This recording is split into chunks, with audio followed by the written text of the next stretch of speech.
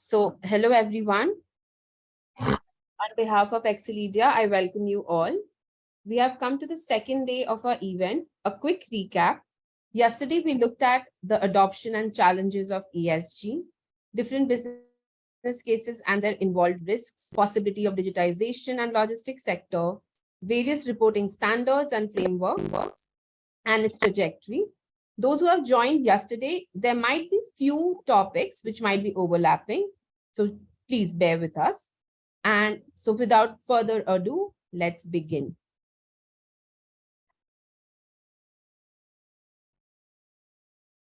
Hello, I'm Angira Mitra and I'll be the moderator for the session today. So let's have a look at the topics that will be covered today. So we have the global market adoption for ESG software, ESG metrics, followed by the speakers segment, panel discussion, and audience questions. Okay, so moving on to our next slide, we'll just introduce our speakers. We have Ms. Mehrem Yousri from Head of Sustainability Development and Customer Satisfaction, Abu Dhabi Commercial Bank, Egypt. Mr. Ayub Osman, Head of Sustainability and Corporate Responsibility, Ericsson, Middle East and Africa. And lastly, we have Ravi Mukundan, Lead Consultant from Excelia. So there's a very short presentation that our Excelia team has made. We'll just quickly go to that. Earlier, so the global market for ESG software is thriving and growing at a CAGR of 15.9%. It is imperative that companies will use ESG software to manage and report their sustainability programs. So the North America is anticipated to dominate this market, although having said that, APAC will have its greatest CAGR due to its expansion of healthcare infrastructure. If you look at sustainable ESG investing would be at spree to meet the corporate objectives, and in return, AI and automation would be integrated for those complex data analyzing and reporting. So thereby, definitely, we will see a demand, like an increase of demand in the SaaS-based application across the globe. Okay, so moving on, if you look at the particular drivers that we see that kind of drives the entire ESG software market is nothing but because of the complex data volume, which is continue to grow, and hence automation must be an integral part of it. Of course, the huge capital expenditure will restrain adoption, and that could be definitely a red flag. And the major challenge that is faced by companies and different organizations, if you see, is just because people are committing to net zero emissions by 2050, bringing everybody on board and being on the same page might be a little tough and a tedious task. Having said that, there's definitely an opportunity that we see because of the emergence and demand of the sustainable supply chain, and many financial institutions have started acknowledging it. Moving on to the next slide, we have ESG metrics. This is nothing but any activity, any task that we are doing in our daily work, home, everywhere, we would need certain metrics, targets, and what are the risks involved. So here the ESG metrics could be divided on basis of the three focus areas that we see, which is nothing but the environment, social, and governance. And we look one by one. So for the area of focus, if you look at, we have again bifurcated them into 5 broader categories, which is decarbonization, waste and pollution, water scarcity, biodiversity fostering, and sustainable supply chain. So decarbonization includes nothing but more on the greenhouse gases emissions. People are right now adopting green infrastructure, clean tech, carbon emissions reduction. So all of these constitute majorly towards the decarbonization. Then waste and pollution, having said that, we are staying in an environment where it's completely polluted, be it air, water, soil around.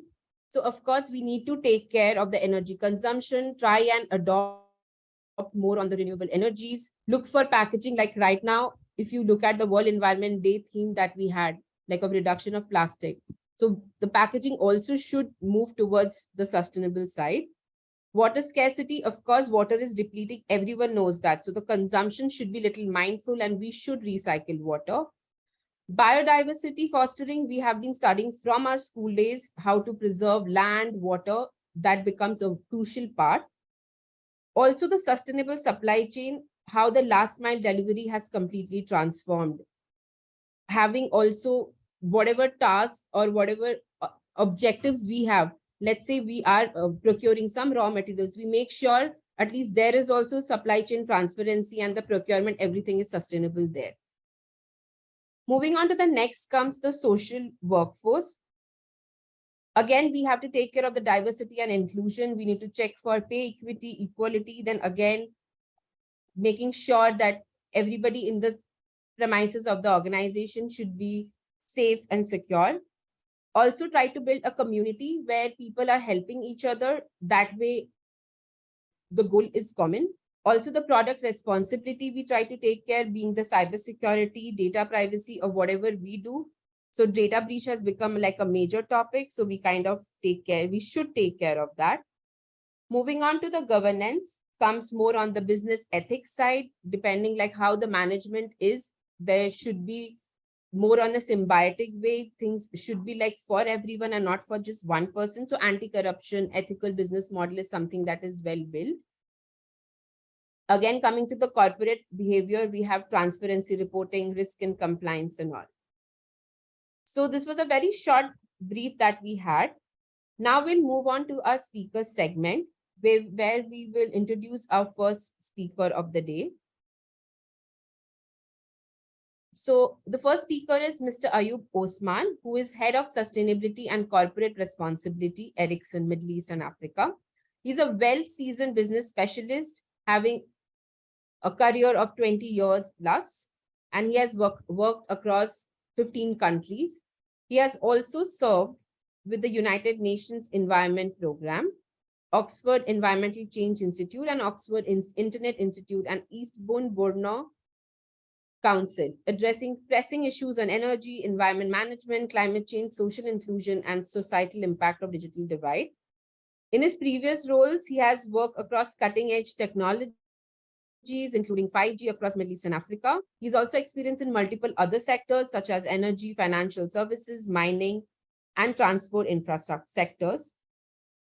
Ayub holds an MBA, Finance and Business Strategy concentration, and an MSc in Environmental Management from the University of Oxford under Rhodes Scholarship.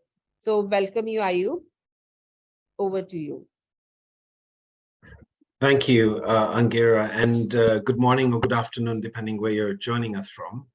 In today's rapidly changing world, the significance of sustainable and responsible business practices cannot really be overstated. It goes beyond what I call greenwashing, which is a long time ago. Sustainability or talking about ESG topics was a little bit more of what I call a fashionable boardroom topic, but now it's becoming reality. And a company like Ericsson, which is a global leader in telecommunication, is steadfast in its commitment to deploying environmental, social, and governance practices and adoption, and recognizing the importance of sustainability and responsible business practices. We drive a positive change and make significant strides towards what we call pioneering a sustainable future. As Angira has mentioned, I'm Ayub Osman. I head up sustainability and corporate responsibility for Ericsson in Middle East and Africa. And over the next 10 minutes, I will walk you through three things. Firstly, how telecom vendors such as ourselves are integrating ESG in our business strategy. Secondly, adopting an ESG mindset by setting targets and showcasing how Ericsson delivers against those targets and metrics. And finally, how ESG supports financing, because I know there's also a bit of an investment side that we're looking at. If you could move to the next slide, please. So when we look at integrating ESG in business, Ericsson was founded on the premise that access to communication is a basic human need and should be available to all. And we have a vision where we believe a world where limitless connectivity improves lives, redefines business, and pioneers a sustainable future. And that is part of our vision. Being a company that's born out of Sweden, where the United Nations Environment Programme was born in 1972, we place a great emphasis on sustainability in our business, in the technology that we deploy, and innovations, where we open new possibilities for our stakeholders, such as our customers and generally the society.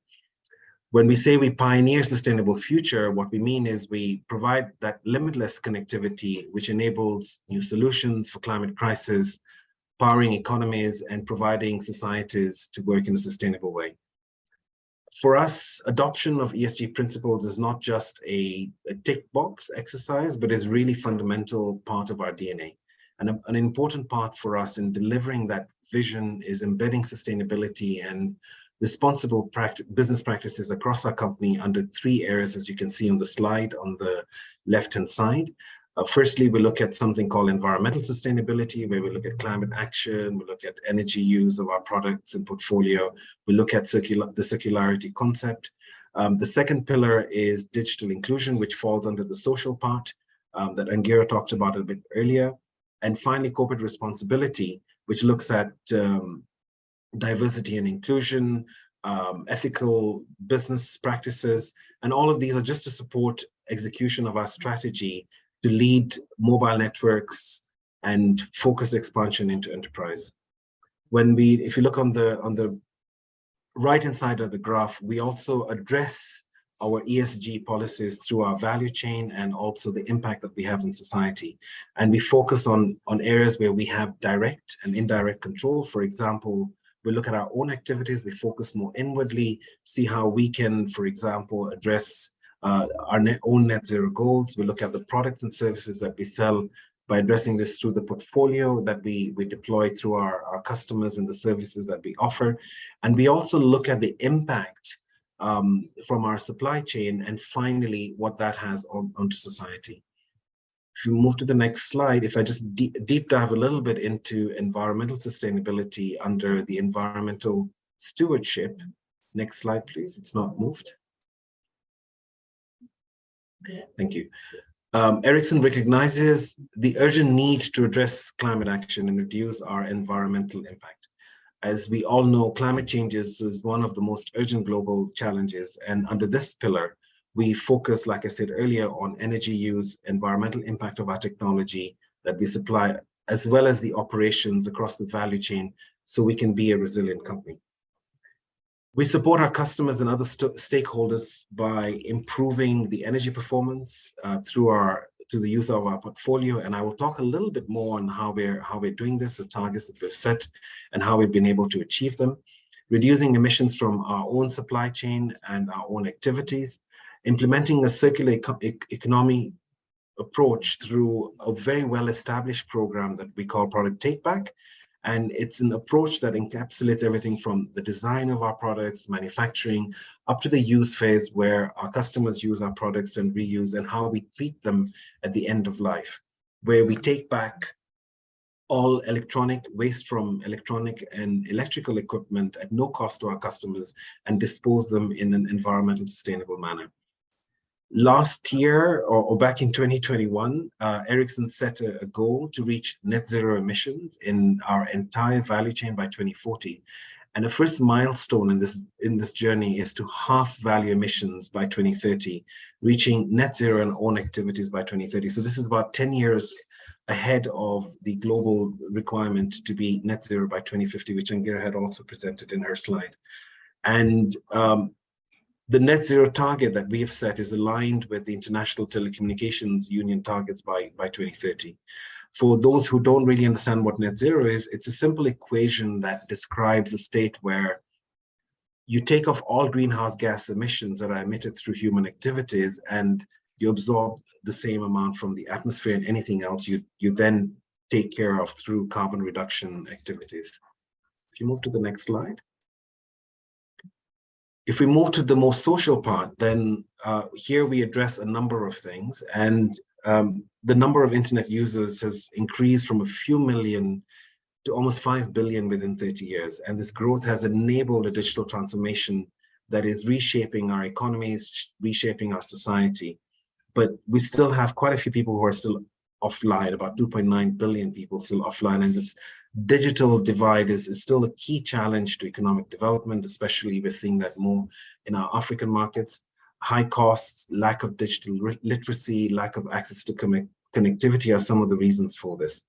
And we aim to be a partner to bridge that digital divide through mobile broadband solutions that we offer fixed wireless access with 5G coming in place, and providing more cost-efficient options to empower people, societies through digital infrastructure. We address that digital divide gap through offering support to our customers to connect the unconnected, providing financial inclusion solutions through mobile financial services that we also provide to our customers, and they onwardly provide it to society, providing enhanced digital skills and education through a very well set up program that we call Connect to Learn, which we established in 2010. And we also support during humanitarian crisis by providing infrastructure connectivity when it's most critical. We move to the next slide. So how do we then adopt ESG targets? And they go really hand in hand with ensuring that you're actually measuring them. And ESG adoption involves integrating the environmental, social, and governance considerations into a company's operation strategies and decision-making. So we recently released our Ericsson Sustainability Corporate Responsibility Report, where we outlined the ESG targets, as you can see on the screen here. And we said this quite a long while back, and 2022 was quite an important year for us as an evaluation point on how we did against these targets. And I won't walk you through everything. You can read this in our sustainability report, but just to highlight some of the items, net zero, as you can see on the screen there, is one of the areas that we're focused on. As I mentioned, we've set a target to be net zero across our value chain, and we're doing quite okay there. There's still a little bit of work there, but for the rest of the targets that we set, we surpassed this. And it's important for companies to set these kind of targets and be very transparent by showing to the market what they are doing. So if I just pick, for example, when we look at our own activities where we want to reduce our emissions, our own emissions, what we call scope 1, 2, and 3, we achieved a 60% reduction against a target to reduce 35% by 2022. And this is against a baseline of 2016. Also worth mentioning, for example, is the energy performance achievements that we've made through our portfolio, 5G portfolio, which is 10 times more energy efficient, and we measure this per transferred data compared to 4G. We've also surpassed our target of setting 35% energy saving in the Ericsson radio systems. These are the radio systems that actually we deploy, and it's how you actually get a phone call on your mobile phone, for those who don't really understand the technology field. And we achieved a 39% energy saving from this portfolio.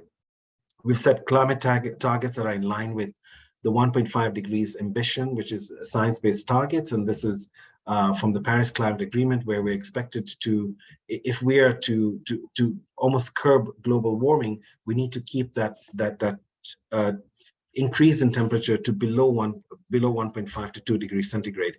And we've set targets, and again, we've also done the same with our suppliers, who are responsible for 90% of our supply chain emissions, and ask them to set their own targets. And again, we've set a target to ourselves where we want to target 350 of our highest emitting suppliers, and 225 of those have accepted those targets. If you move to the next slide. If I just look at the social and governance part here, this is the digital inclusion part that I talked to you a little bit earlier. And here we take a portfolio, partnership, and advocacy approach when we look at the digital economy and society. We also look at the portfolio perspective, as I mentioned before, on mobile broadband, fixed wireless access. We're now looking at, for example, programs like connecting schools through fixed wireless access. We're doing this with Free in Senegal, for example, to see how we can provide that connectivity to schools. We also have the wallet platform that enables financial inclusion, and we supported 18 million active consumers in 24 countries to provide that mobile financial services to really help the bank the unbanked. As I mentioned, our Connect to Learn program, we have reached about 400,000 children and youth in about 36 countries, and continue to drive other initiatives. For example, we have a partnership with UNICEF and ITU's GIGA initiative, which has connected 5,500 schools and benefited almost 2 million students across the globe. And finally, we are also part of the World Economic Forum's Edison Alliance, where Ericsson has committed to provide digital literacy skills and development for 1 million children and youth by 2025. If you move to the next slide, and I'll just touch through some of the social parts. There are quite a few targets that we look at, but I just picked a few just out of interest and also time. Another area that we look at is health and safety and well-being. And for anyone who's working on behalf of Ericsson and decreasing absenteeism, for example, and increasing productivity. And here we've set ourselves what we call target zero, which is to ensure that we have 0 lives lost and fatalities and lost worker days and major incidents. And we're really putting a lot of effort in this area, and we continue to do that also in 2023.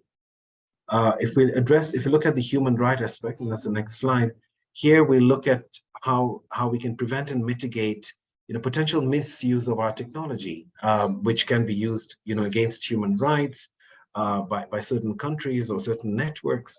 And we really place a lot of emphasis on this. So for example, the portfolio that we provide, we look at how the information, for example, is stored and processed with personal information.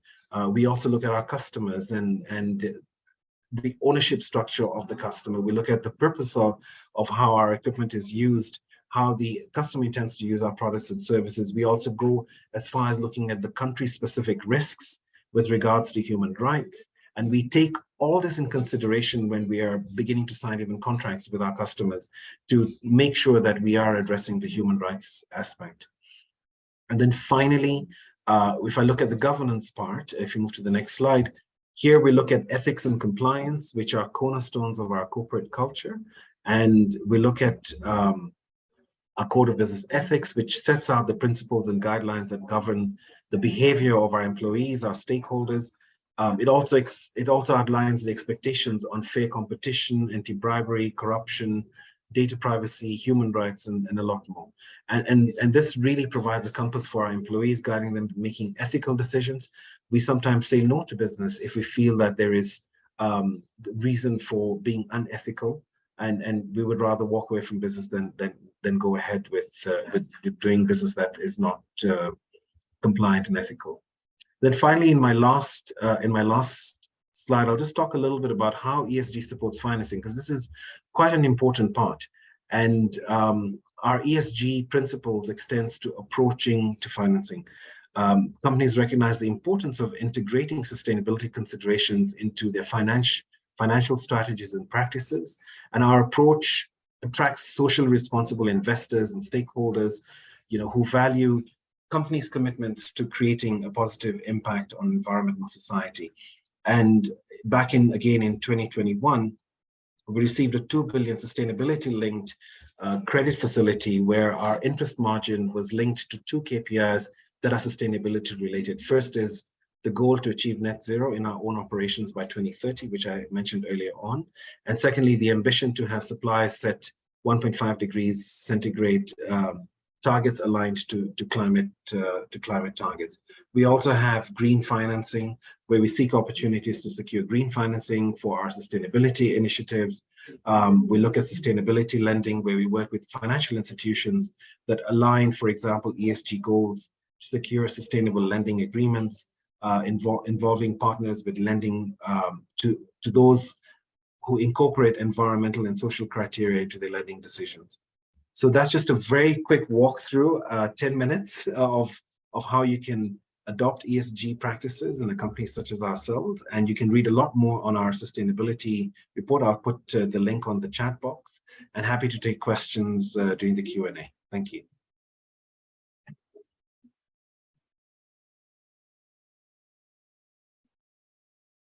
Thank you, Ayub. Thank you so much. It was really crisp, I would say just on time, but it was really insightful. Next speaker is Ms. Mirham Yusri. She is the head of sustainability, development and customer satisfaction from Abu Dhabi Commercial Bank, Egypt. She has more than 19 years of banking experience, as she has worked in many banks such as Credit Agricole, the Egyptian American Bank, and ADCB.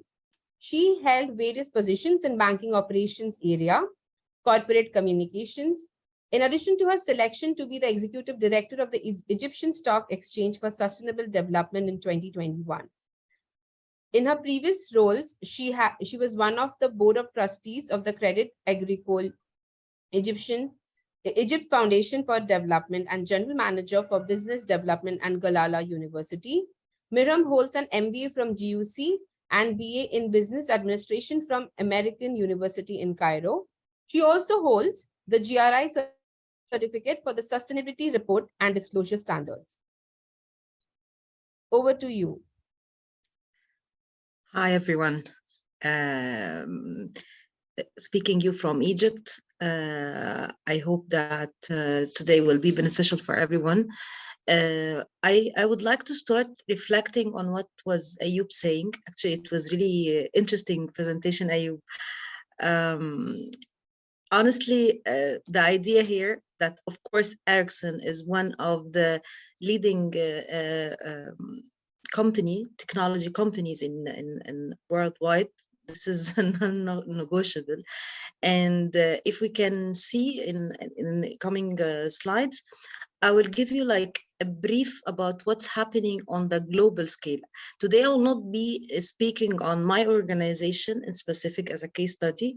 I will speak much more about the banking sector in Egypt as the gear of change. I can say that the financial institution is the gear of change. So, Ayub has mentioned in his last slide in the presentation how one of the leading companies are using the financial institution to scale up their activities in the area of ESG. So the banking sector or the financial institution is really an important part of the coming transformational period that we will see to match or to meet our targets for the reduction. It's not about countries, it's about the globe. And honestly, what I always believe in, it's about collaborative efforts. It's not about one country working alone in silo or even a continent. It's a global issue. So we have to collaborate together, different sectors, different backgrounds. So in order for us to reach our goal, to save the planet. So if we see the first presentation, first slide, you will see the different, perception of the ESG in terms of how it is important for me. If you compare the financial services, for instance, you'll see that they see that it is a regulatory issue. Most of the banking sector, I'm not talking here about developing or developed countries, it's about a global perspective. They see it's a regulatory. The motive here is regulatory, followed by it's of course a growth or opportunity to tackle. Yet for the oil and gas, for instance, or technology, it's different. They see it's of course promoting growth, as Ayub, and reflecting on Ayub presentation, and of course the oil and gas. But yet, if you look at oil and gas, the consumer plays a really important part, because it's about repetition. Right now, oil and gas is being hit about being the polluting source. So they are working very, very tensed to do responsible activities, search for technology or innovation in order to find the new path for the coming era. So this is how things is being done. Everyone, what is in it for me? Or where I will start, it depends on my motivation. So yet at the end of the day, if you can see that in the total bar, you will see that the average or the most important is promoting growth. Next, please. So definitely, we have to agree that, by the way, this is a survey conducted by McKinsey across 90 countries. So this is 1,100 respondents across the 90 countries. So the idea here that we agree that it is about growth. yes, of course, regulatory, government direction, worldwide pressure, yet there is an opportunity for growth. It is developing or being transformation. The transformation itself vary based on the continent or the location. Of course, Europe is focusing more on the area of environment, especially after Paris Agreement in 2015. Of course, they are taking the lead. Of course, Europe has more advanced in terms of environmental regulatory frameworks, pressure from the government or the corporate side, even the individual understanding and comprehension to the importance of the ESG. And of course, the E is the most important pillar in the ESG right now. As you know, that it's the environment is the red flag for all of us. So Europe is, as you see, has the highest understanding and giving the highest importance toward the environment. It varies based on the maturity of each continent. Of course, developing country still see the governance issue, the regulatory issue is the most important. Still, they are not very as Europe aware of they are not fully pushing toward the environment as Europe doing right now. Yet, in the corporate world, you will see that the C-suite started to have this understanding, this awareness toward the ESG. Of course, it needs time because it's not enough to just understand the concept. You have to do the business model that fits the change. We cannot do the business as usual. So every business, every corporate company has to revise its business model in order to tackle the ESG, as Ayub has mentioned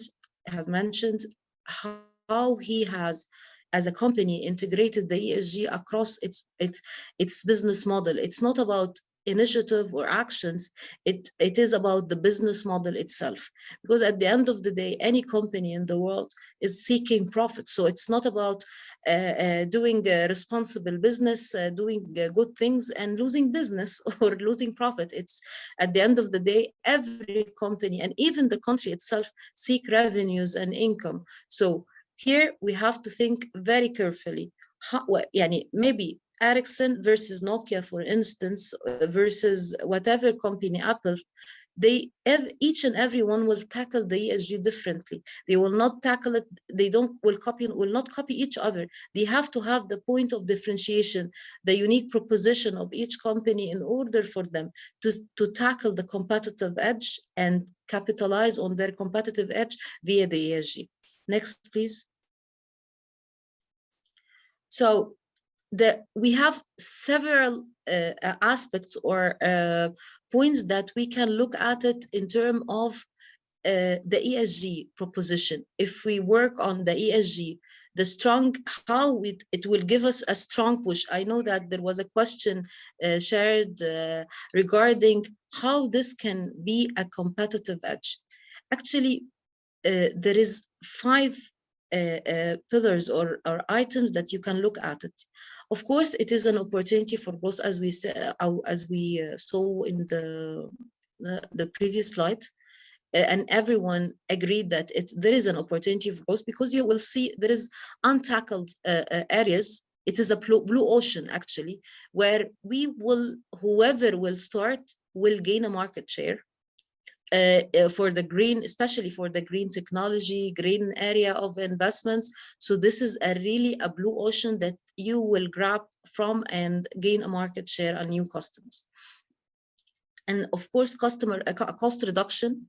And I always refer to Ayu's presentation because he is reflecting on my presentation where he showed how they use this into the ESG, I mean, in their revenues and in their cost reduction as well.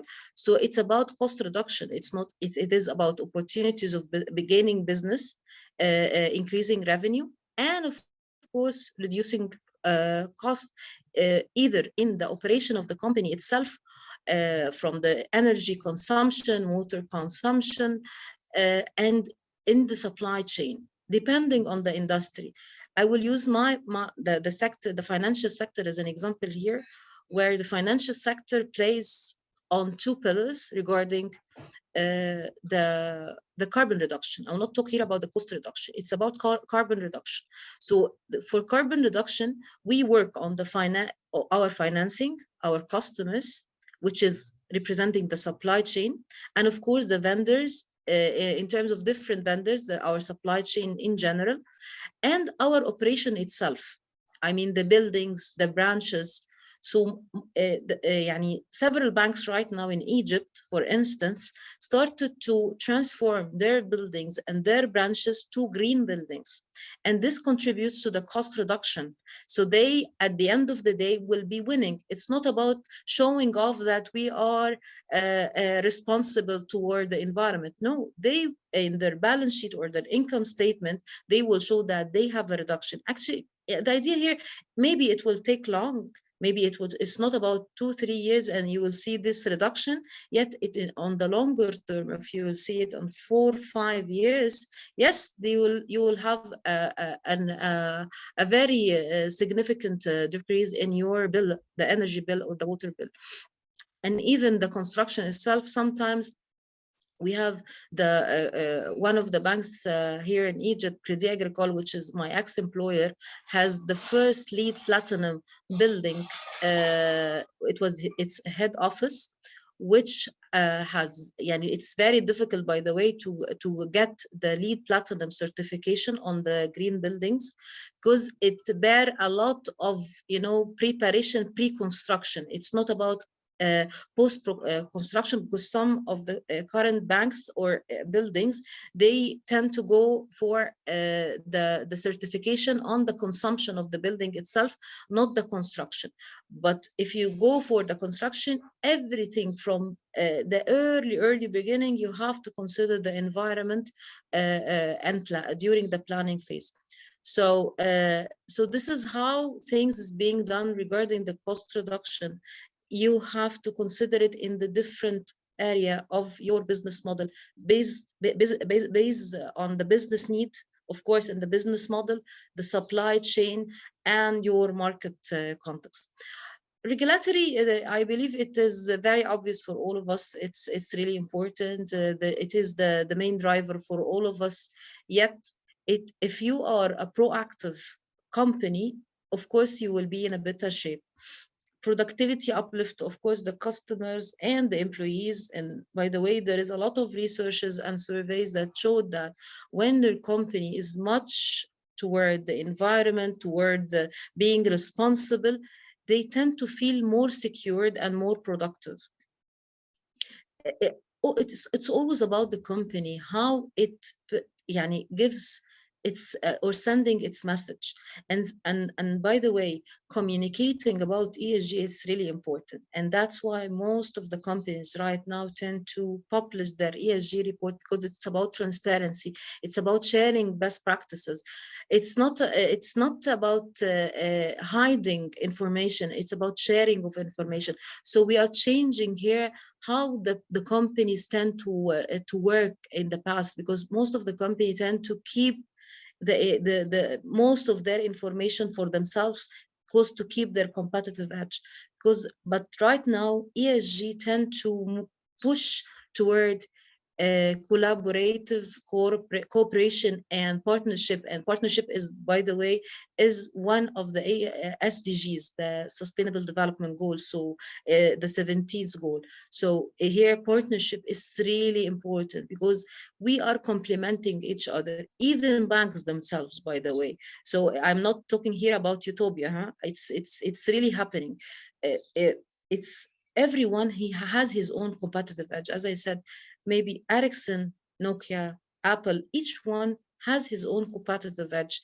Yet, if they can collaborate, they can make a bigger impact. So what's happening here is that you don't have to compete. You can collaborate, and you can, by the way, end winning much more compared to what you have been working as business as usual. So this is really happening in the banking sector. As I said, they are doing syndicate loans that they collaborate together to give big facilities to one of the mega projects, and especially the green projects. It's really important, and it's really expensive, by the way. So it needs a collaborative effort from the financial sector to work together to avail this facility. No one not only it's not about I can owe it alone, because maybe the capacity of the bank itself, he will not be able to grant the facility. So he has to have several banks collaborating together, and it's called syndicate loans to be able to avail this kind of big amount. And finally, the investment and asset optimization. As investment and asset optimization, here we are talking about reduction of risk or minimizing the risk. Any investor in the world will be seeking, of course, the profit, but yet he wants to make sure that there is no risk that he will bear in the near future or the long term. So most of the investors right now look up at the scorecard of the organization that they tend to invest in. It's not about scorecard in financially only. The scene has been totally changed right now. You can see in the next slide that there is a comparison here about the different scorecards that. Next, please. Next. Yes. There is different scoring systems that is being used right now by the investors, giving a rating towards either the ESG risk of the company or the ESG actions or plan or decision or management approach. And by the way, this is really important. This is playing an important role right now for the investments actions or investments decisions. I have a one-time case that happened in Egypt, where one of a multinational chain were seeking to invest in one of a big company in Egypt, and they were looking up at the scoring system of the ESG, and they have found that there is an issue regarding the gender equality and diversity, and this was an issue for them, and they have decided to decline the deal. You can imagine, it was a really excellent company. It was doing fine in their financials, and the deal went off because of one of the ESG material topics for the company.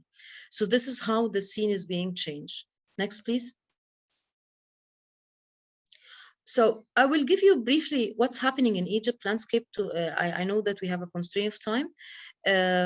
Of course, as most of the company right now working on their global or government, based on, of course, on the global scene, each and every government is trying to put their own NDCs, their targets in terms of carbon reduction or the greenhouse gas reduction, and doing an integration of the ESG in their national strategies. For Egypt right now, they already have published their ESG strategy. It's called ESG Strategy for 2030, and the National Strategy of Climate Change 2050. This gives us like guiding principles for all the different sectors, how the country will be moving till 2050. Of course, the NDCs here, they are being revised till maybe, I believe, June 2022. They have revised the NDCs to do more doable reduction plans. Yet we have challenges here in Egypt, and I believe that this is the case in most of the developing countries, is the financing.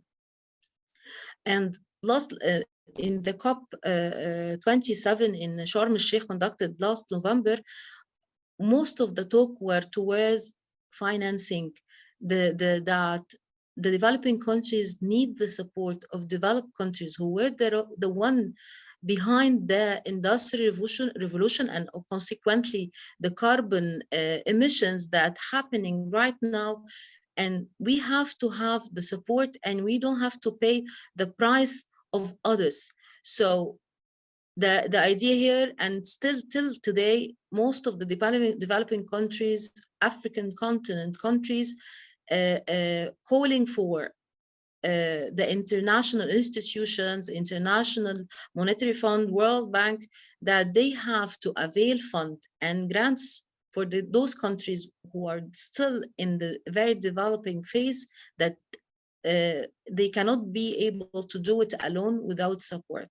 So the discussion is going on, and of course, Egypt has succeeded to get some of the financing, yet it's not yet enough, because I believe we need like 1 trillion for the developing countries every year. You can imagine 1 trillion.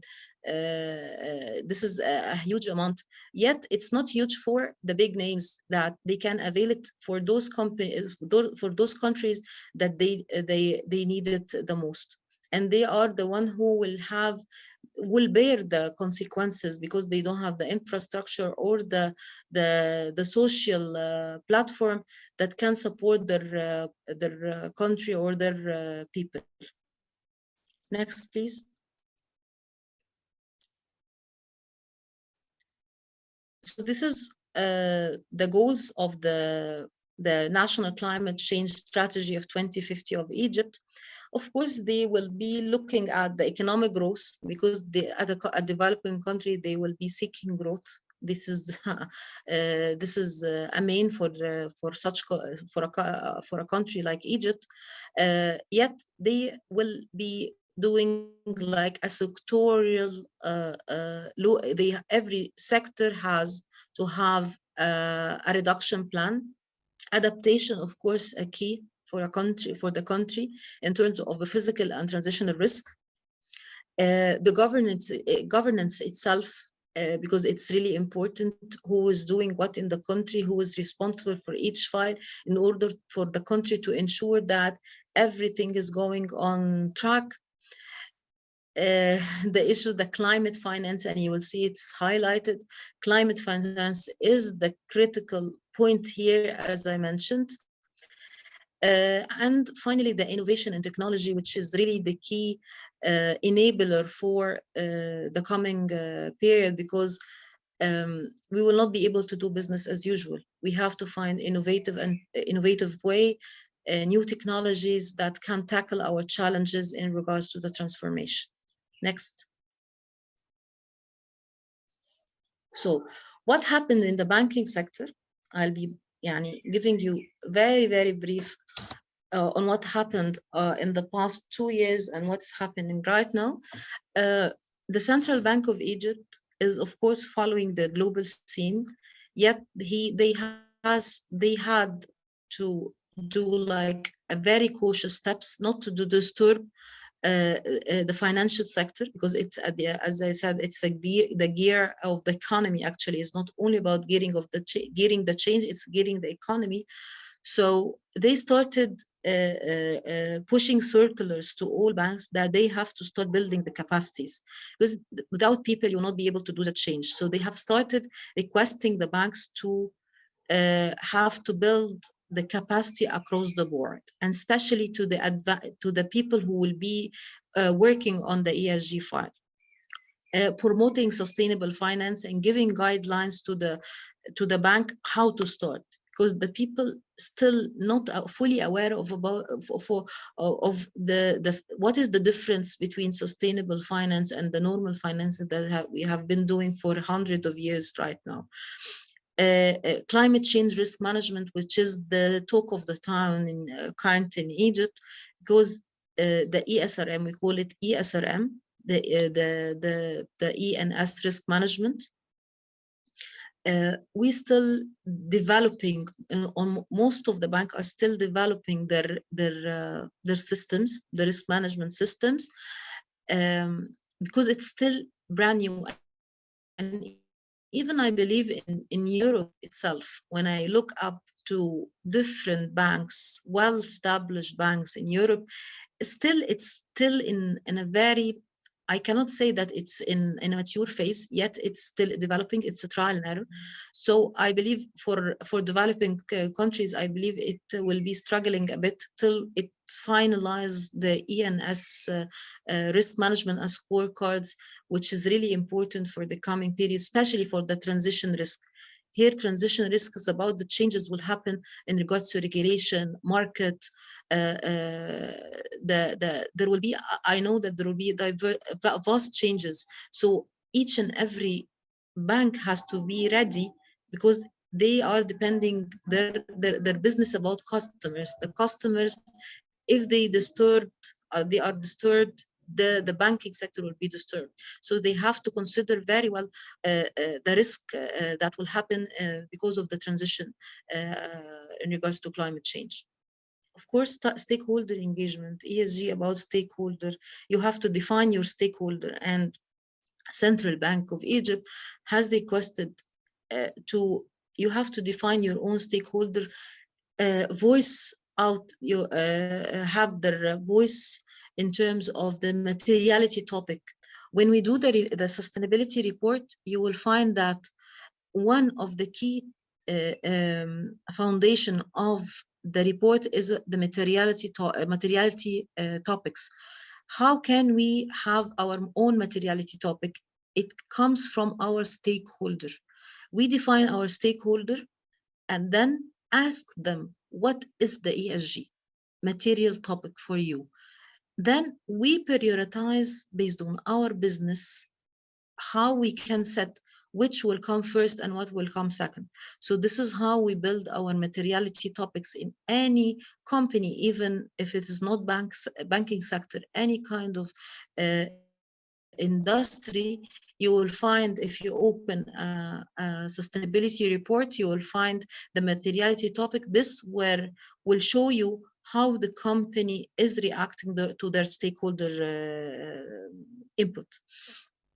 Of course, they have requested, Central Bank of Egypt also has extended their guiding principle or guidelines toward the operation of the bank.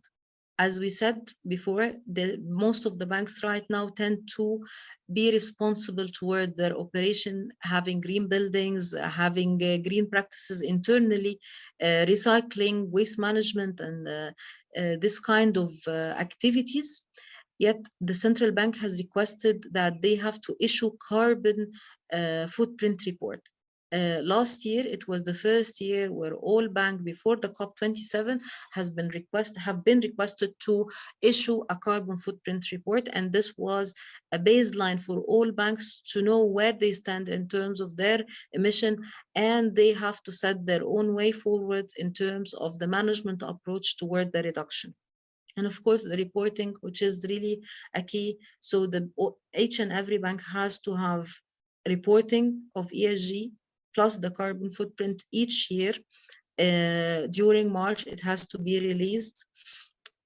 So this is how the banking sector is being formulated right now to be able to cope to the ESG landscape or the very dynamic landscape indeed. So of course, they have several actions or initiatives promoted to the banks in order for them to guide the bank on how to be integrating the ESG. So it's the banking sector indeed is the most well organized, governed sectors in Egypt. Yet they have to be guided in terms of how can I integrate ESG, where they have pushed, as I said, several initiatives like promoting the importance of supporting the SMEs, the importance of financial inclusion,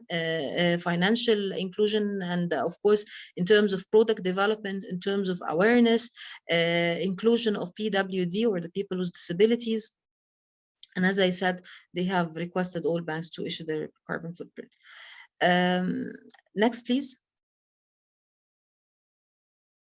So finally, this is a slide that shows how each and every bank, the big banks, I mean, because we are 34 banks in Egypt.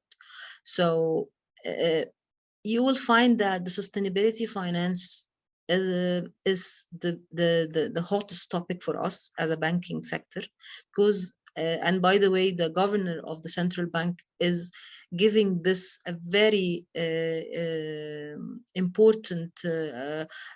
He's actually pushing by himself the agenda of sustainable finance, and they have requested all banks, by the way, to have a specialized unit or department in each bank reporting to the CEO, in which they will be responsible to promote sustainable finance and set the target for sustainable finance, and reporting on the sustainable finance activities.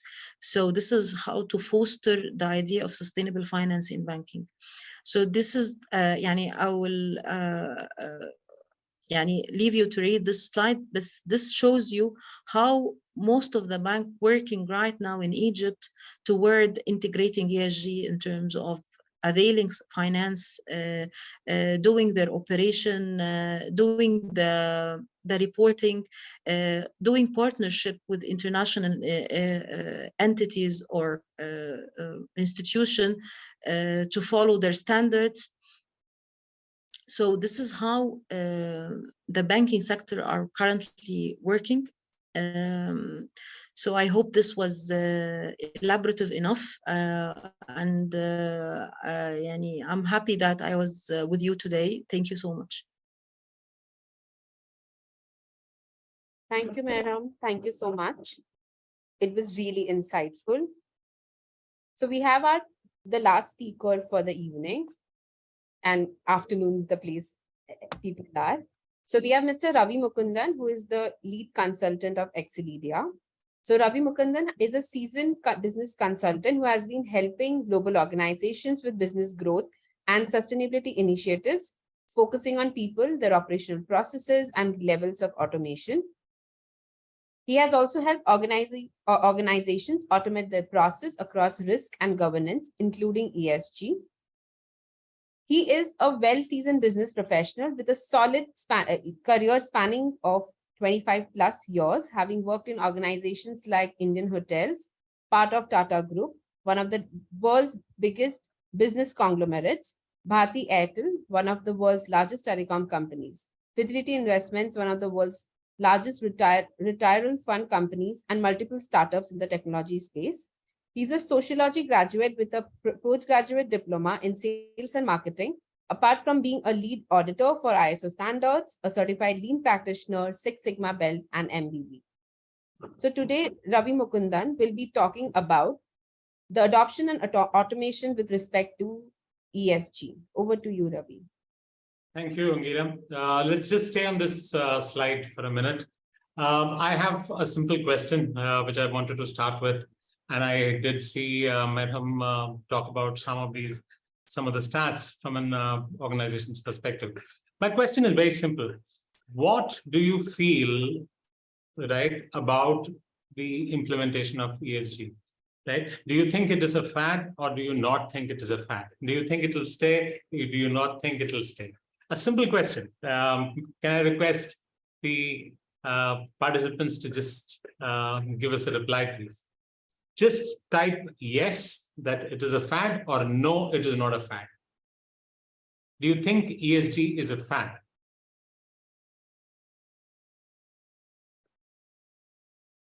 Okay, interesting.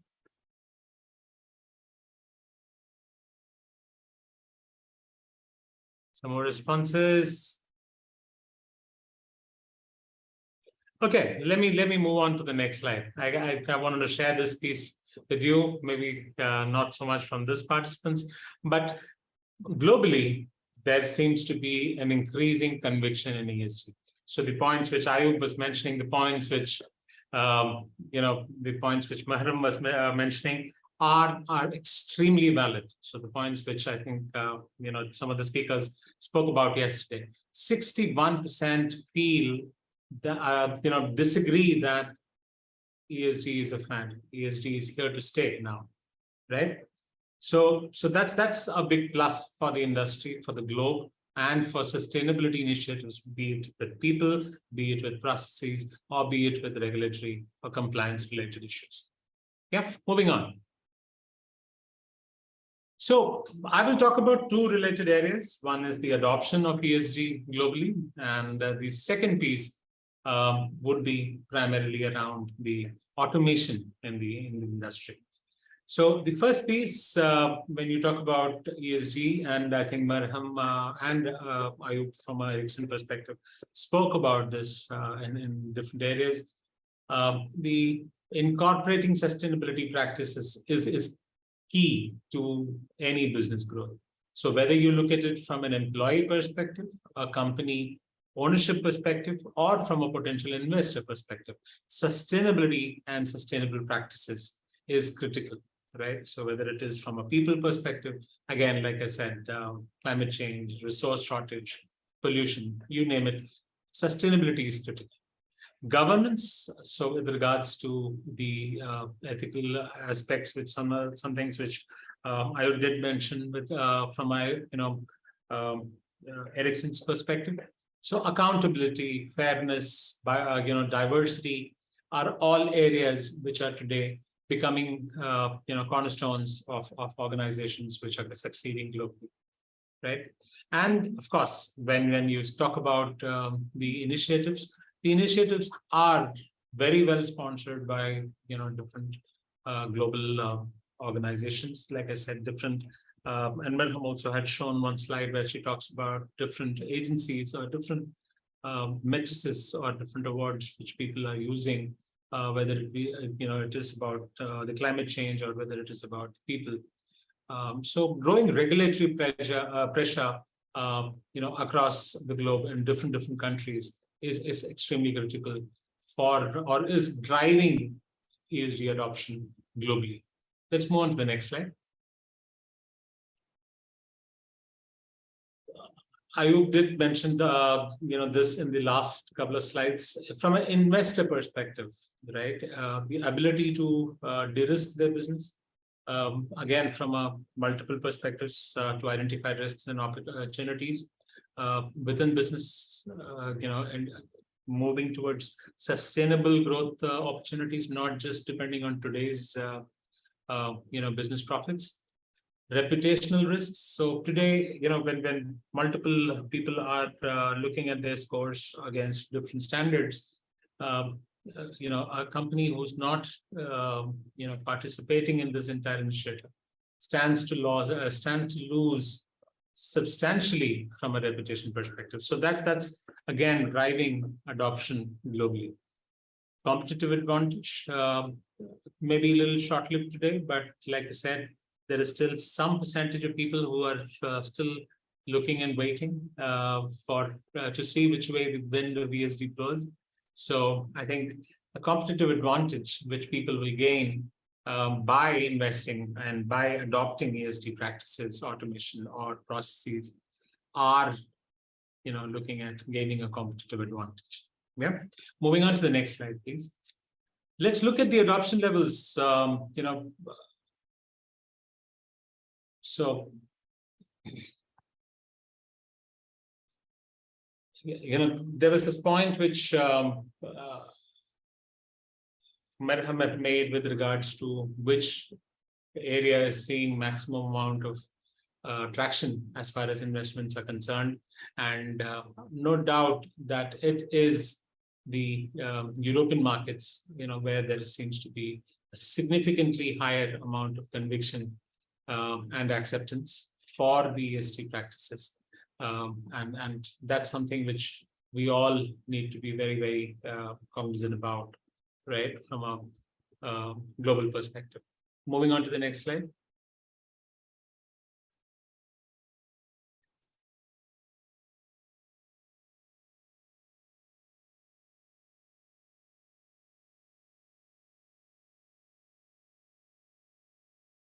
So according to the survey from McKinsey, which Matt also quoted from, more than a quarter of global investors say that ESG is central as far as central to their investment portfolios.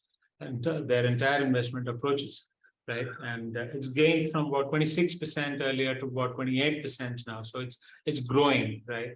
And there's a higher proportion this year, who's accepting ESG as a practice compared to previous years. So I think the entire piece, which I was earlier talking about with regards to conviction, is definitely growing. And people using compliance, is also changing, right? So 29% now moved to about 24%. So I think people are not looking at it, just from a business existential areas, but for business development or growth areas. Yeah. Again, moving on to the next slide. So the number of non-adopters, again, something which is reducing. It's now at about 1% vis-a-vis 3% from the sample which was taken for the study. People on the sidelines is again has reduced from about 13% to 10%, and the overall users of ESG has increased from about 84% of the target audience to about 89%. And like we said, Europe continues to lead the charge. So that's something which, from a market perspective, is definitely a big plus. Yeah, moving on. Yeah, so let's look at what automation can do for us, right? And when we talk about ESG and automation, the first piece, I just wanted to talk about this particular survey, the sustainability survey, which said that there have been commitments made by different governments across the globe in different forums, whether it was Qatar one or Doha one. So anytime the governments in different countries commit to a particular goal, they look at the industries, right? They look at the industries to say how each of the industry segments can contribute to the overall goal for the nation. And roughly 60% of large public firms in the world have committed to net zero, from a greenhouse gas perspective. And this kind of an activity, is ambitious, right? And to achieve something so drastic, so big, you need a great plan, and that's where automation typically comes into the picture. And dashboards that support decision making, data capture methodologies, direct from source or through internal data captures, and ability to analyze large amounts of data, as well as to use the decision-making dashboards effectively, is critical when we talk about the need for automation across. Moving on to the next slide. So what are the kind of automation which we have? So ESG data platforms, ESG performance rating, and ESG risk assessments. So these are three different distinct areas through which we see the world from an automation perspective. When we say data platforms, we're talking about tracking and reporting performances, sustainability metrics, be it social governance data, automating data gathering processes, merging data from diverse sources and reports for internal as well as external stakeholders. From a risk assessment perspective, what we've seen globally and in multiple large organizations is the ability to identify areas of potential risk and help companies to develop action plans, helping the implementation of the same, as well as generating the requisite analytics as far as the implementation and the benefits derived are concerned. The performance reporting, globally, there are multiple standards which different countries and different industries use. So collecting, analyzing, and reporting these performance indicators to internal as well as external stakeholders and sustainability goals are critical for this kind of tools. So there are three tools, like I said, from a data platform perspective, risk-focused applications, and performance reporting kind of applications. Yeah, move on to the next slide.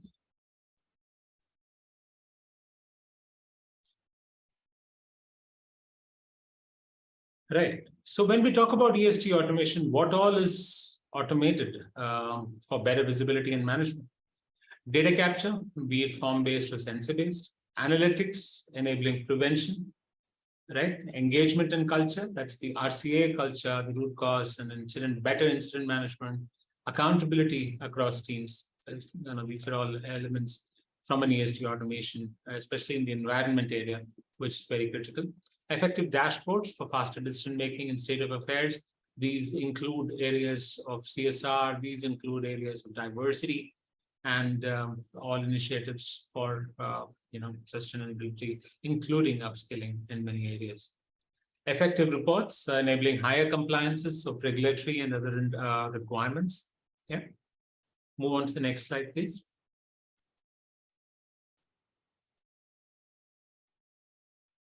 So how do we look at a conflict in terms of priorities for developed and developing countries?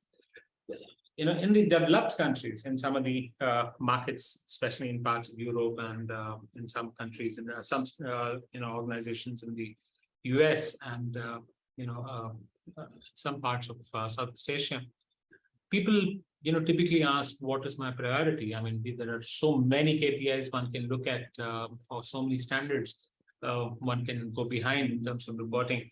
What is my priority, right? And what all should I measure, right? And how do we use the reports to further my business? Because that's critical. I mean, from a compliance or from a first perspective, from an investor perspective, people would look at implementing it, but then unless it is all adding up to ensuring or enabling business growth, doesn't really make sense, right? Resources to invest in technology and people, yeah, and access to sustainability data and information to measure reports, to know where you're standing, and to set goals year in year to say justify the investments that are being made for automating in the developing countries. But when we were speaking to some of the developing countries, parts of Africa, parts of India, some parts of Latin America and the Eastern Bloc, people talked about, how do I get funds to automate? How do I create the required infrastructure, whether it is with regards to the diversity agenda, to whether it is with regards to CSR? How do I create that required infrastructure? How do I create more awareness of ESG issues with regards to environment, with regards to people, and with regards to the governance as such, right? How do I ensure data and information sustainability? How do I ensure that today and tomorrow, whatever I'm investing in is going to get me results, it's going to get me returns, right? And that's something which people typically look for. And these are some things which we look to answer in the developed and developing countries. Yeah, let's move on to the next slide, please. Next slide, please. Next slide, please. Yeah, so what are the challenges in incorporating data in ESG? And, globally, maximum amount of people talk about overcoming lack of consistency in ESG scores, ensuring that they're measuring the right data in a uniform manner, right? Lack of consistency is a big hindrance. Need to interpret and analyze third-party ESG data. So every time there are different standards, and when you are reporting into the standards, the ability to interpret and analyze this data is extremely critical. That's a big challenge as far as incorporating ESG data automation is concerned. Differences in what information is disclosed by different organizations or teams in different areas. So some, for example, organizations do not disclose certain KPIs with regards to slightly sensitive areas of their business. And while people would wholeheartedly look at CSR and some of the other things, some areas, some data points are not that forthcoming, right? And that's a big challenge. Constantly changing methodologies, the data collection methodology, whether you talk about climate, whether you talk about people, or the greenhouse, or even in construction industry, there's constantly changing methodologies, constantly changing ways in which data is measured. Addressing the limitations of ratings and focused on outdated or historic data. So getting the right benchmark or comparison, data points to compare is a big challenge. And reconciliation with my organization's definition, standards, and principles. Getting people aligned across the organization is again something which is very big challenge while implementing certain automations. Next slide, please.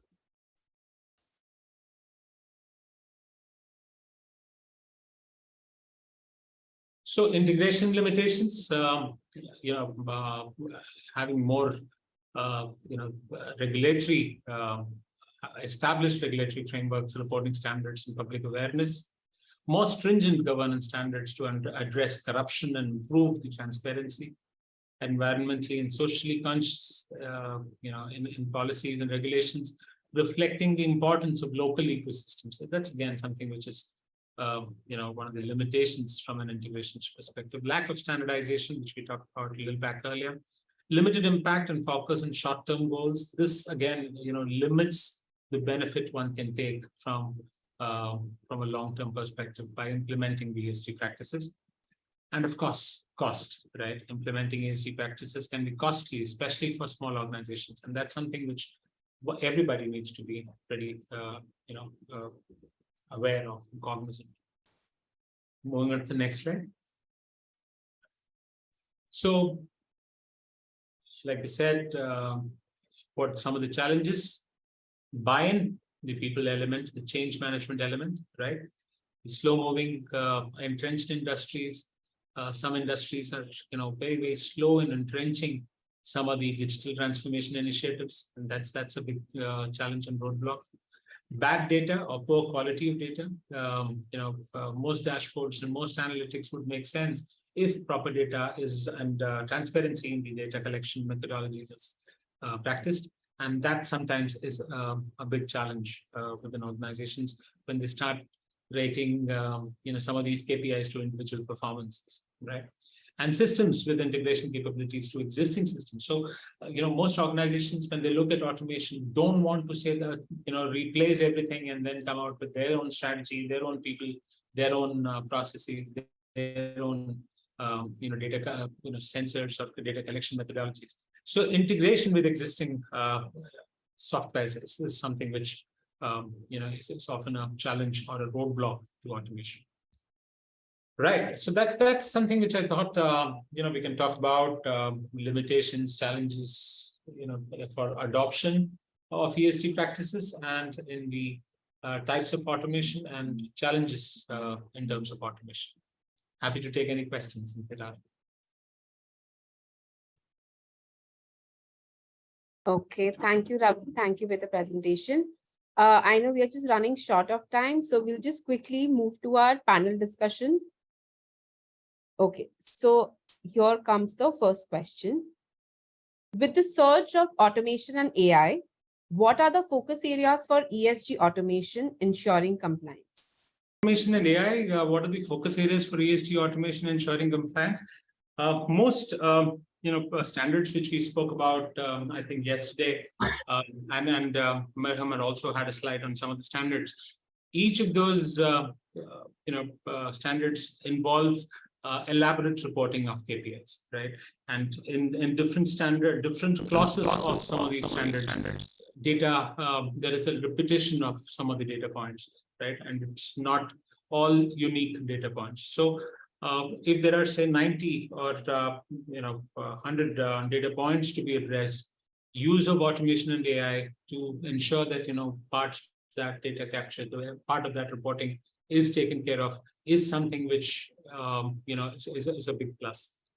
Use of automation to ensure or talk to IoT devices to ensure data collection in real time from industries like manufacturing industries or even textiles is critical, because that's something which ensures that there is no human intervention, there's no manual intervention as far as data collection is concerned.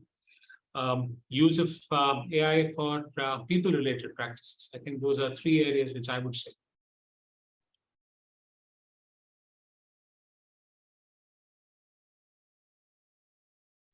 Ayub, Miram, you want to add on? I think this Ravi did it all. Nothing to be added. I don't know if you can hear me because I'm having some. Yes, we just heard you. Sorry, I was having some problems with unmuting my button. No, I think Ravi's covered it, but what maybe I could perhaps add is there is automation, of course, in ensuring, automating the compliance part, the ESG part, but there's also automating your businesses and also, using new technologies. For example, as you asked here, artificial intelligence, but also other new technologies such as 5G, machine learning, IoT, that's used to enhance businesses. And maybe I can just pick up, one example that we did as a company, as Ericsson, where we tried to use virtual and augmented reality and AI for a port in Italy. It's called Port of Livorno. And what we tried to do is use that plus also enabling 5G as a new technology and enabling what we call twin technology to optimize operations within the port. And we tried to measure what effect that would have, both from a cost efficiency point of view, but also from a sustainability or ESG point of view, from an environmental point of view. And that study showed that, we were able to reduce carbon emissions by more than 8% and estimated cost savings by more than $60 million in this cargo terminal. So there are ways where you can also, automate and optimize your businesses to have, a dual effect, both from a business perspective, but also from an ESG perspective. That's all I'd add. Absolutely. Totally agree. Okay, thank you. Moving on to the next panel discussion question. So are companies serious about the importance of different aspects of ESG? If yes, what does the future of ESG hold in organizations across all departments?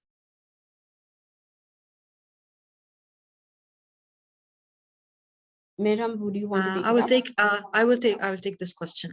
I believe I explained this kind of in my presentation.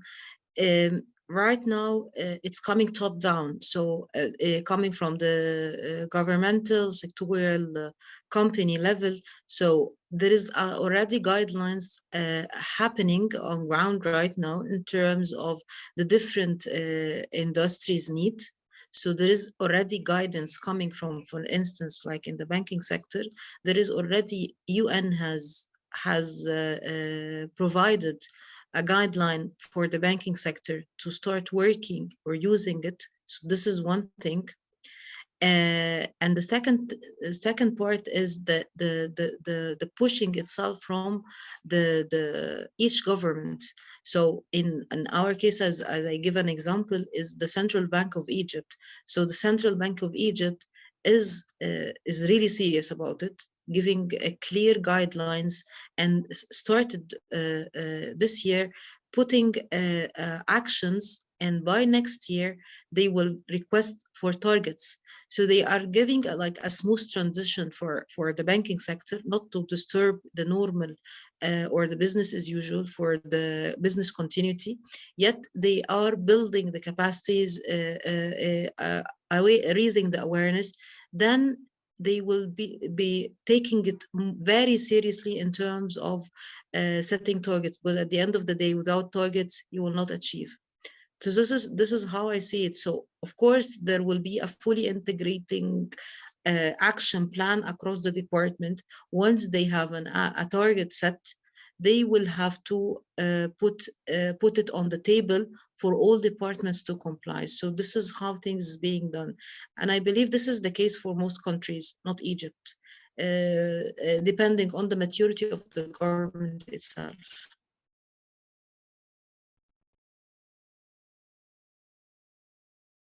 Ravi or Ayub, you want to add on to it? Yeah, if I were to just add a point, I think I fully agree with what Maham said. So, for example, in India, in terms of reporting, the Stock Exchange Bureau, right, the SEBI, I think Shruti had spoken about just yesterday. has mandated the BRSR reporting framework, and it's an elaborate 90-page document, right? And every department, whether it is the people department, whether it is operational departments, whether it is the business development, every department has something to contribute towards that particular report. I mean, it is aimed at building transparency, not just in terms of practices, but in terms of engagement, right? And if the organization is walking the talk as far as CSR and other initiatives are concerned, so, and being inclusive. So these things, I think, would engage all departments. And like what Madam said, probably the governments are playing a larger role today, but increasingly that's going to become more like a culture. I think that's becoming more intrinsic to organizational operations. I think Ayub had showcased some excellent examples of how it is done within Ericsson. So I think those are splendid examples that way. Indeed, Ravi, thanks. And I mean, that's just a true showcase of, really embedding, ESG in your business rather than trying to just do it as more greenwashing, as I said earlier on, or just, talking about it in the boardroom and trying to produce, this glossy sustainability reports that some companies sometimes do. But I think we're now really most companies are moving away from doing it and really embedding ESG practices in businesses and making it part of their DNA. And I think, as Mihram and you've mentioned, it's about, regulation and governments, but again, it depends on where you are. In some markets, it's a lot more stringent, and it is a legal requirement that companies actually report on their ESG sides. On the far end of the other spectrum, it's a little bit more voluntary, where companies will do it more on a voluntary basis. But as we progress, I see it becoming more mandatory than it being more voluntary. Thank you, Ayub. Thank you, everyone. Thank you, Mehram. Thank you, Ravi. So we will quickly move on to our audience questions. Guys, the floor is open to ask the questions. Prior to the registration, there were a few questions that had come in.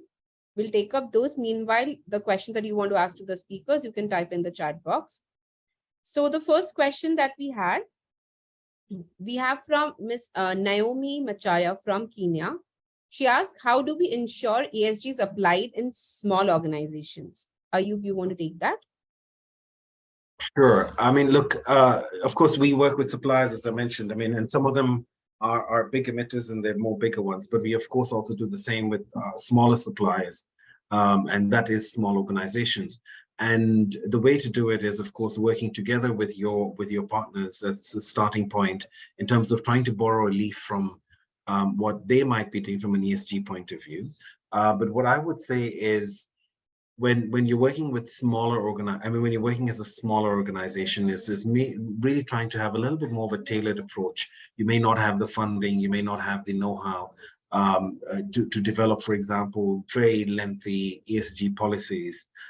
So really maybe trying to look at, for example, getting a consulting company maybe, or getting the right tools that support you with driving ESG within your companies or organization. That's one thing that I would encourage to get done. Also setting yourself some targets, like I mentioned. I mean, we set ourselves targets, and that's not very difficult.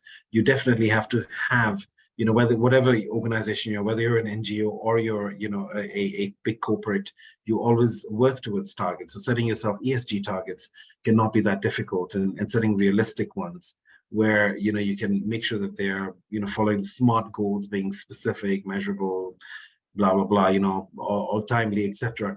And ensuring that you are following these targets, very actively, whether it's related to, for example, human rights, whether it's related to your environmental sustainability part. That's something that I would also encourage. Then engaging with your stakeholders, like I said, that could be with businesses that you maybe be working with, other organizations. It could be society. That's something that I would also suggest that, a smaller organization start looking at to continuously improve and evolve their ESG journey. Then also seek partnerships and collaborations. I mean, collaboration is key, and Mihram also talked about a bit about collaboration, and it's one of the sustainable development goals. I think goal number 17. Where partnerships and collaborations are really, really key in meeting, your ESG targets, your sustainable development goals. So just a few things there that might be able to help in applying ESG in smaller organizations. Thank you, Ayub. Thank you for such a detailed answer. Moving on to our next question. We have from Trupti Nayak, India. What steps would you recommend an infrastructure company in road construction should take to implement ESG standards? Ravi, would you take that? Yeah, definitely. Taking cue from what I was talking about for small companies, any organization, irrespective of industries, more in the infrastructure industry, the first thing which people need to look at is the regulations or the mandated reports, right? And how do we look at incorporating that as part of enabling business and not external to business, right? This part is extremely critical. And like Ayub said, that's where some consultants can actually help. Making this not external to the business, but intrinsic to the business. Once that part, the reporting and the data capture and activities is incorporated, then it's about making that part of your definitely, daily life. As far as infrastructure is concerned, as far as transport and other areas are concerned, there are growing regulations with regards to reporting requirements, and that is a good starting point for any organization to really put and ensure that how it is adding value to their direct line to their business, right? So I think these two are good starting points, irrespective of industries, more so from infrastructure. Following the compliance or regulated reporting and making them intrinsic to your business and not external, not as a forced activity. Thank you, Ravi. So the next question we have from Abdul Rahman El Sharif from Egypt. He asks how ESG can support corporate growth. Madam, would you take that? Sure. Look, the idea here is the pillars I have mentioned in my presentation. There is already unleashed opportunities in regards to ESG, because this is, as I mentioned, is a blue ocean.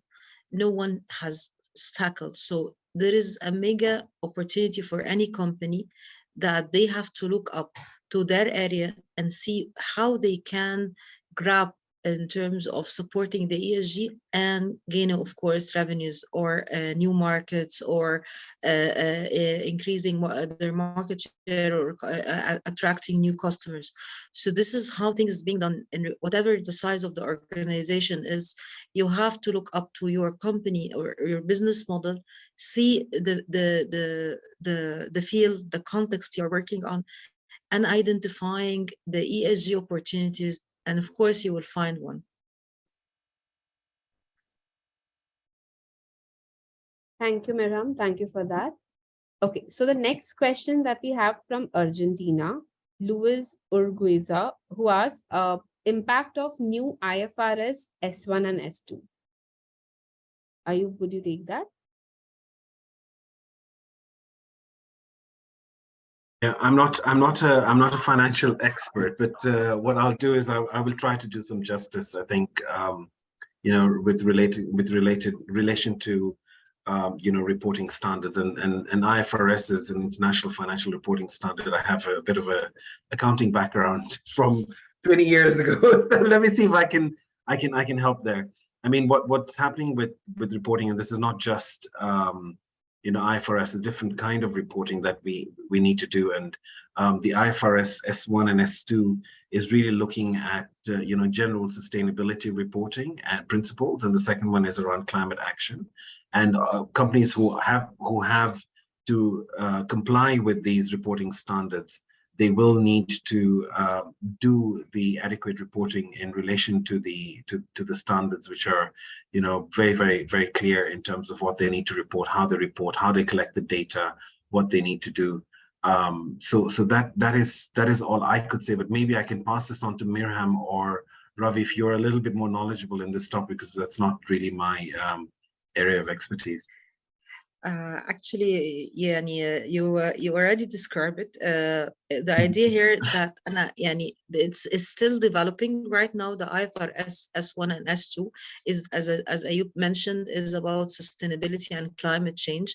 What have been done by the International Sustainability Standard Board is that they worked with IFRS to build a standard framework or reporting standards for everyone to work on, reflecting on the financials. The idea here is that they want to show that the ESG is reflecting on the financial statements. So it's not only about the normal business, the normal revenue streams, the normal costs and expenses monitoring. It's about the ESG monitoring as well, and how it will be having an implication on your statements, either balance or income statement. So this is how they are formulating right now. It's not yet published. It's I know it's in being cooked right now. They have called lately for stakeholders to give their input. So the International Standard Sustainability Standard Board have announced that they seek for for input from the different stakeholders to ensure the applicability and doability of the coming standards in the very near future. So the idea here, very simply, I'm not a finance person, yet we are following this because it will have an implication on doing the reporting, of course, in either for us and in the market. So once it is clear, I believe every one of us will know about it. Yet the idea, it's all about reflecting the ESG on the financials. So give it the real importance of the ESG integration. Thank you, Ayub. Thank you, Mehram. We'll take the last question. That's from Tapas Mandal, who asks, what are the Indian synergies on ESG? So in India, I think ESG has got, like I said, two distinct areas. One is the environment part, the erstwhile, what we used to call the HSC, right? I think that's still pretty big from a manufacturing or other industries. And use of technology, or growing in use of technology, if I were to use that, enabled by things which Ayub and team are very, very, the backbones for the 5G kind of networks, which is actually increasing the adoption of IoT in many use cases, which we've seen, which is enabling better data capture, whether it is of sewage, whether it is of chemicals, whether it is of different hazardous chemicals and stuff like that. So that data capture is enabling the actual measurement of discharges, actual measurement of different things, more from a erstwhile HSE area. In the governance or in the sustainability or social area, if I were to call, the traction is changing more from the standardized CSR or standardized inclusivity kind of practices. It's gaining a lot of tractions there. So I would say use of technology for data gathering, use of increasing social and governance focus. Each of these, that's what ESG stands for. All of these things are actually gaining traction with increasing use of technology. And like the tool which is there, ISO logo, right? And so the tools like that are definitely helping advertising. I hope that answers the question, Tapas. Right. Okay, thank you, Ravi. So we'll move to the last slide. That is nothing but the ESG, the road ahead. This is actually the conclusive or summarized pointers that all the speakers have mentioned. I'll not take much time. I'll just talk about just the pointers. So which you see, the identifying and addressing ESG risk, ensuring sustainable work conditions, data sharing and collaboration, of course, the transparency, like how Mehram also mentioned, we shouldn't hide. It's more of like how we are spreading the awareness. Also, nevertheless, harnessing the power of automation, that is something very important, and it will definitely overall achieve 20% improvement in the sustainability areas. And lastly, but nothing, sustainability as a strategic imperative, technically across all organizations and departments, they should ensure that sustainability is added as a KPI. So that way the work is taken ahead. Okay. So thank you everyone for joining us here. So I will take this moment to thank the speakers, the audience for being here and making this session was really insightful and engaging. So last thing that I would want to say that ESG impact is definitely hard to measure, but it's not impossible. So let's all do our bit to adopt sustainable practices, be it home, be it workplace, thereby just conserving our biodiversity and keep conserving it for the future generations. So you all have been a lovely audience. Thank you. Also, if you want to write us, please find the email ID that is mentioned on the screen, connect@excelia.global.com. Thank you, everyone. Thank you. Thank you, Ayub. Thank you, Meham. And thank you, audience. Yeah. Thank you. Bye-bye. Bye.